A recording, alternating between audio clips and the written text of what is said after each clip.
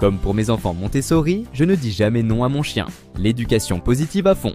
Ah, le grand débat de l'éducation positive. Il y a d'un côté ceux qui pensent qu'il ne faut jamais dire non, qu'un chien ne doit jamais être contrarié, qu'il faut toujours rediriger en douceur. Et de l'autre ceux qui pensent qu'un chien doit obéir sans discuter, qu'il faut se faire respecter, quitte à être dur. Deux extrêmes, deux visions opposées. Et au milieu, le bon sens. Parce que oui, éduquer un chien, c'est sans violence. Toujours. Les méthodes coercitives, la peur, la brutalité, c'est une catastrophe pour son équilibre. Mais dire non à son chien, ce n'est pas de la violence. Dire non quand il monte sur la table, quand il saute sur quelqu'un, quand il mordit trop fort, ce n'est pas traumatisant. C'est juste poser un cadre. Parce que lui laisser tout faire, sous prétexte qu'il faut éviter la frustration, ça n'a aucun sens. Un chien a besoin de limites claires pour se sentir bien. Et pourtant, on voit ce genre de discours. Un chien bien éduqué ne devrait jamais entendre non.